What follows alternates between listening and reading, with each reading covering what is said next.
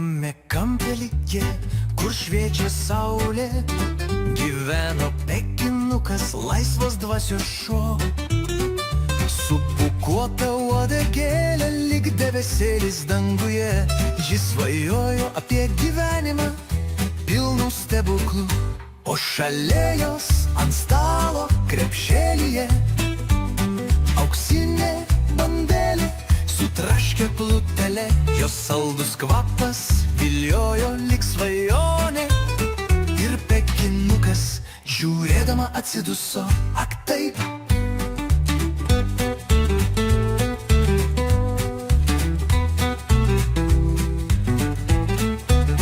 Kaip gera būti su tavimi, mano bandelė, tu ryto džiaugsmas, tu gyvenimo laimė.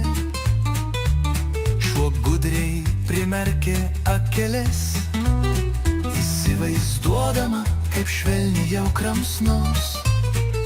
Bet bandelė švelniai nepažino liūdesio, ji tiesiog laukė, kada draugystė prasidės.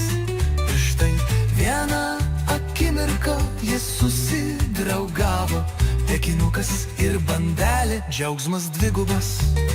Dabar jie kartu vaikšto parke, linksma šuo bandelės saldume.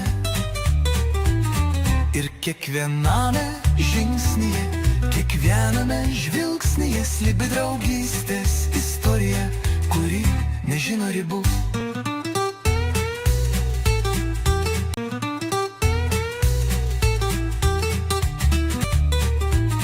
Ir kiekviename žingsnyje, kiekviename žvilgsnyje slypi draugystės istorija, kuri nežino ribų.